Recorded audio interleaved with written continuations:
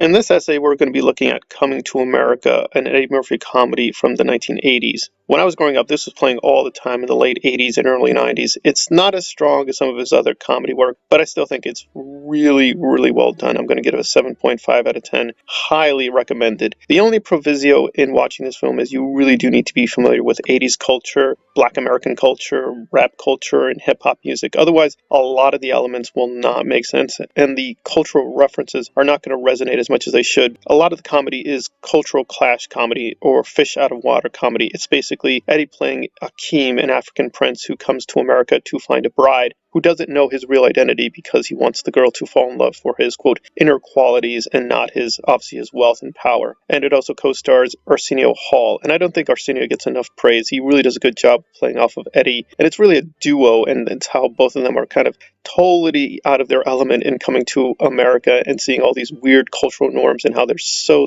different from their mythical kingdom of Zamunda. It also has a great supporting cast with James Earl Jones, Louis, who's a fellow comedian. We even have Samuel L. Jackson appear in a little cameo. So it has a very strong supporting cast. Eric LaSalle. You go through the list. It's got a lot of talented people. However, there are little flaws, but they do add up in terms of the performance and in terms of the comedy. Some of which, again, it depends on your point of view. Like, for instance, this is the first time Eddie really tries to play different people. Now, he's often played a con man where he had different identities, but physically did not change his appearance. Here, for the first time, he really tries to play multiple people and even looks very, very, very different. It's very charming for me to see him be, or attempt to be, very versatile in his style, but others may not like this and may prefer him just sticking to one role. So some of the stuff may be too excessive. It also does treat Akeem too much like a pure, noble soul, and I know that may be grating for some people after a while. Again, it's a fairy tale. He's supposed to be, but it may have been a little too overboard. I mean, it's a trope that in these kinds of films, romantic comedies, that the male movie star, all the women want them and all the girls want them, but they may have overindulged that a little bit too much, especially in the opening sections, which are really over the top. I think Landis does a great job of directing the film, but this is really an Eddie Murphy project, and it is playing into his ego, so you kind of wish they had more dramatic moments or more inventive moments in the script, because it does sort of glide by on his charisma. But again, I thought he was very convincing in his multiple roles. And Arsenio also plays multiple roles. He often gets forgotten. He also did multiple roles as well in this. There's a lot of stuff to enjoy. But again, if you're not a committed Eddie Murphy fan, you will feel like, this is a little bit too much playing into his male ego and not really challenging him. And that's true. In terms of his career, it probably would have been better off he had more dramatic roles, serious dramatic roles to challenge him. But this is still him at the height of his powers. He's sort of moving away from his early SNL days. And yes, those I think were better because they were stronger, more raw, more witty, and they're frankly very explicit. They are just filled with curse words. It's very, very explicit comedy. And he's kind of transitioning to be a more mainstream, family-friendly star.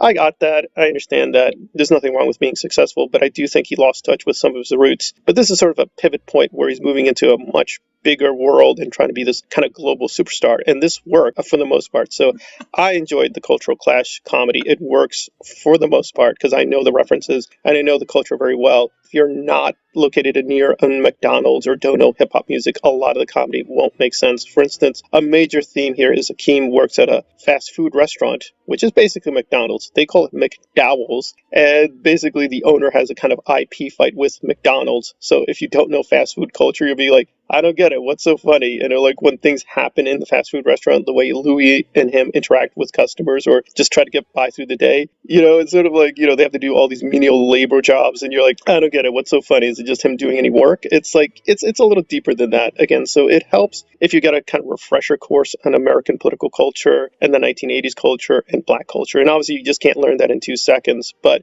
you do need to kind of see Landis's other films as well as Murphy's other films and some of his stand-up comedy. And then the cultural background will make a lot more sense, and the comedy, I think, will work very strongly. However, I will agree with some critics that the romance end of it is probably kind of the weakest point. I mean, I actually did some research for this just to prepare, because I've seen this a ton of times. However, I've already forgotten who the female star is. I don't really know her name anymore. I don't even know who the actress is, and I don't care. Again, this is mainly about Akeem and his quest and how he tries to figure stuff out, and just him constantly making little mistakes and constantly learning from his new environment. And I thought that was pretty charming. I really found it really enjoyable. It doesn't go too far, I think, too much in one direction of being alienating to either, quote, a white culture or, quote unquote, to a black culture. I think for the most part, it is down the road in terms of enjoying like this fish out of water and that kind of story. Still, I will agree that the romance is probably the weakest part. I just didn't care. I wasn't really invested in the relationship. It's just way too plain. I mean, we've just had these kinds of stories over and over again about the noble prince who finds the young, virtuous girl and has to, hide his identity, the prince and the pauper, and that kind of stuff. So, yeah, story-wise and structure-wise, it's very, very boring. But again, I just found the performances so enlivening.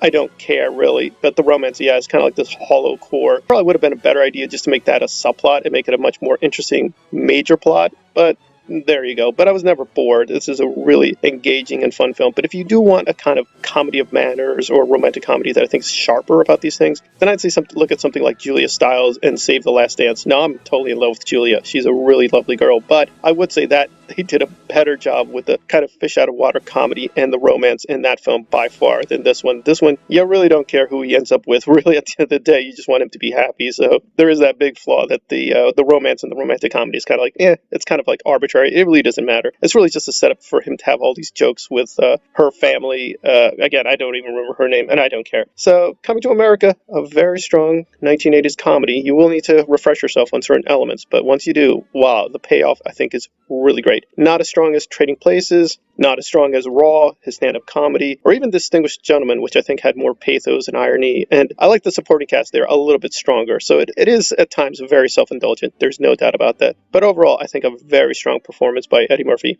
It's unfortunate that his many films after this don't quite work out, except maybe Bowfinger, which I think has a lot of potential and is very underrated. Unfortunately, it's kind of like beginning of the decline for Eddie, but hey, there's nothing wrong with that. People will do some projects that do really well. Some projects don't do well.